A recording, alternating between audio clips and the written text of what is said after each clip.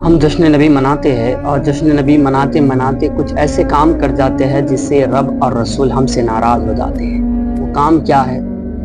ایسے کیا کام کر لیتے ہیں جس سے ہمارا رب ہم سے ناراض ہو جاتے ہیں؟ آئیے یہ سب چیزوں کے بارے میں جانتے ہیں جو ہم انجان میں کر لیتے ہیں۔ یہ کام کیا ہے کہ جب ہم جلوس محمدی میں نکلتے ہیں تو جب نماز کا وقت ہو جایا کرتے ہیں تو ہم نماز نہیں پڑھتے ہیں، اور نماز فرض عین ہے، نماز کو ہر حالت میں ادا کرنا پڑے، ہم اس کو چھوڑ دیتے ہیں۔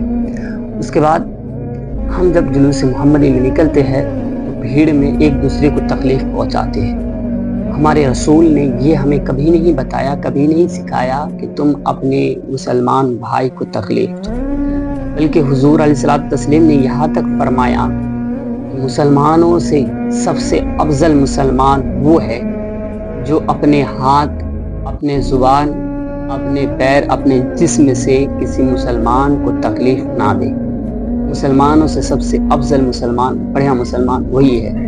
لیکن آج ہم مسلمان کہلاتے ہیں لیکن ہم ایک دوسرے کو تکلیف دیتے ہیں۔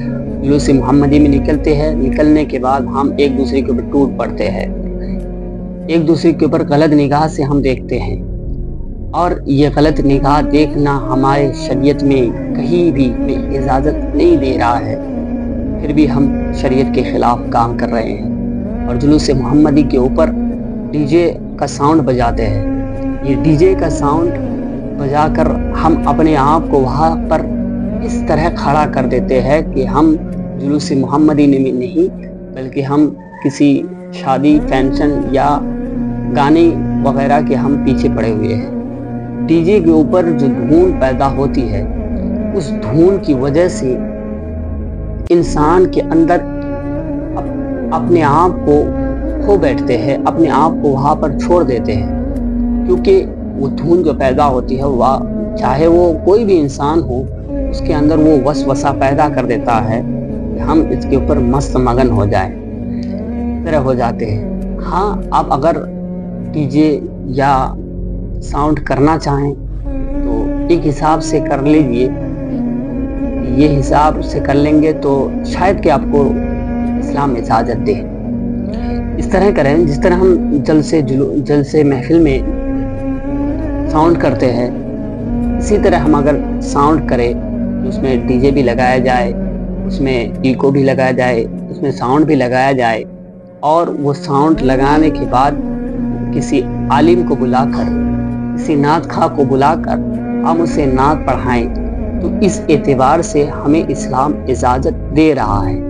لیکن ہم قانون پر ہم چلنے والے نہیں ہیں، ہمیں تو وہ دھن چاہیے جس میں ہم اور اس کے رسول کو بھول جائیں۔ اللہ اور اس کے رسول کو اس دن ہم منانے کے لیے نکلتے ہیں اور ہم اس دن اللہ اور اس کے رسول کو بھول جاتے ہیں، ہم اس دن اللہ اور اس کے رسول کو تکلیف پہنچاتے ہیں۔ ہمارا کوئی ایسا کام نہ ہو پائے جو ہم اللہ اور اس کے رسول کو ناراض کرے، خاص طور پر اس دن۔ اور اس دن حضور علیہ الصلوۃ والتسلیم اس دنیا میں تشریف لائے تو رحمت للعالمین بن کر آئے، نور بن کر آئے، روشن بن کر آئے۔ جب ہمارے اور آپ کے رسول اس دنیا میں تشریف لائے تو یتیموں کے لیے ایک سہارا بن کر آئے، لیکن ہم اس دن یتیموں کو دے کر یتیموں کو چڑھاتے ہیں، ہم اس دن ایک دوسرے کو تکلیف پہنچاتے ہیں۔